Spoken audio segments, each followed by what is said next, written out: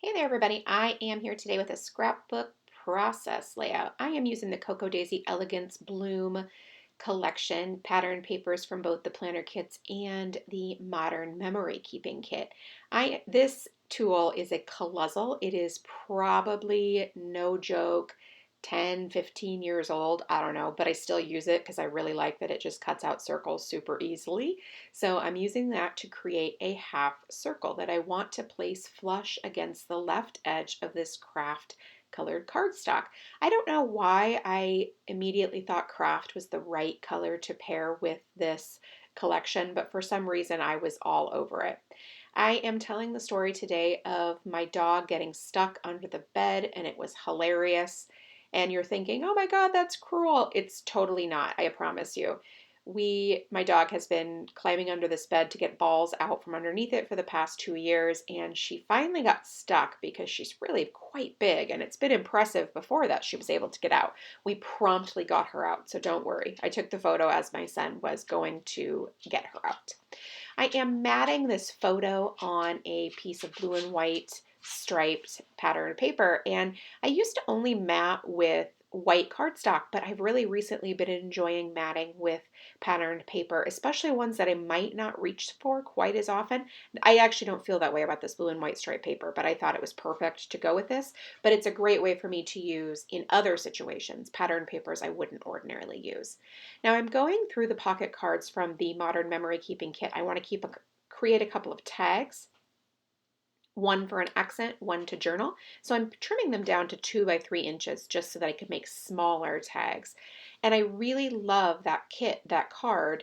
Oh, also, by the way, this is the We Are Memory Keepers tag punch board, and obviously it's not completely necessary. I could do the same thing with a paper trimmer and a hole punch, but the tag board's really super handy and easy to make tags.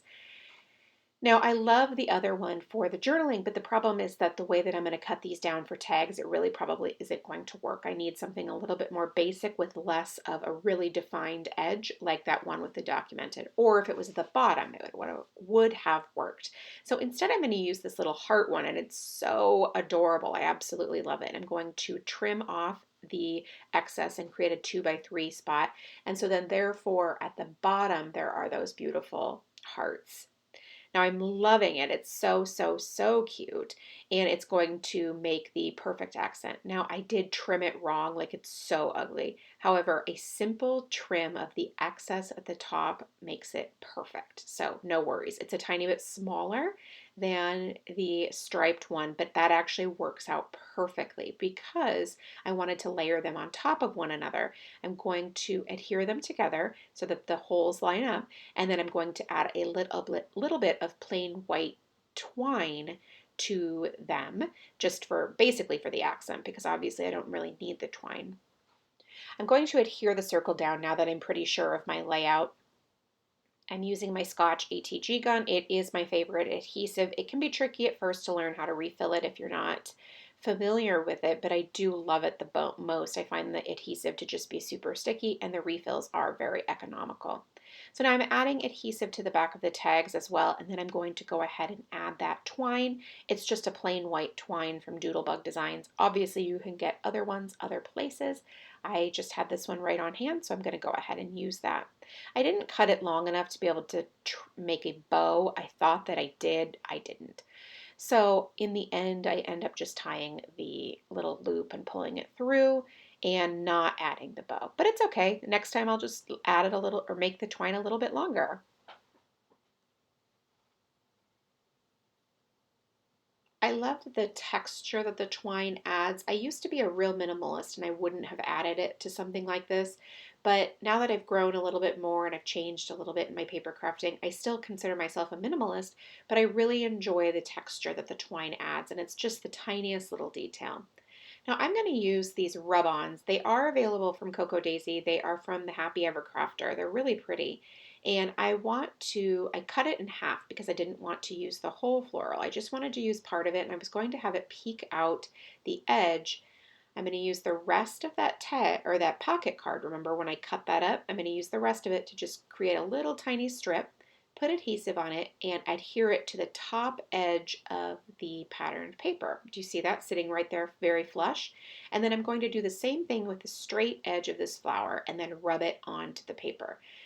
I love rub-ons. I think they're a really fun way to add cool detail, and it looks like it's just part of the paper, but obviously it's not. Obviously I rubbed it right on there. These are really high quality rub-ons too, none of those cheapy ones that sometimes had trouble like coming off of the paper. Nope, these are great.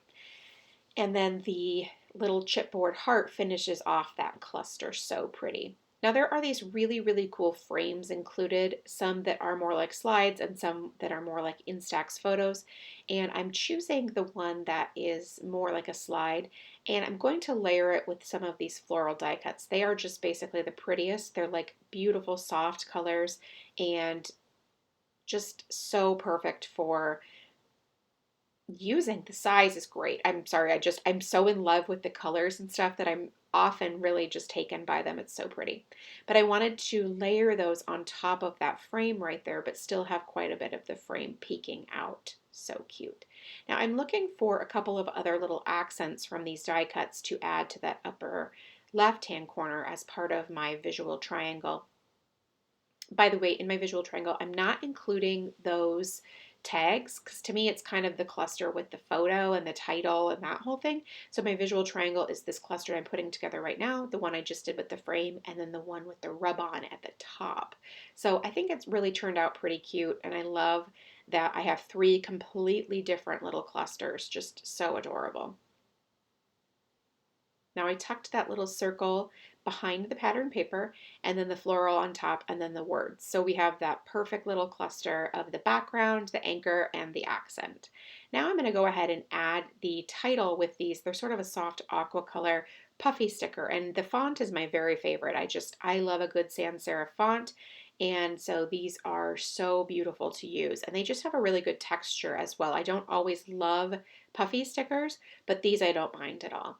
Now, I didn't leave myself enough room. I'm not going to be able to get the entire word, which is stuck over on where I placed them. The K was going to hang off the edge, so I did have to peel those up and move them over.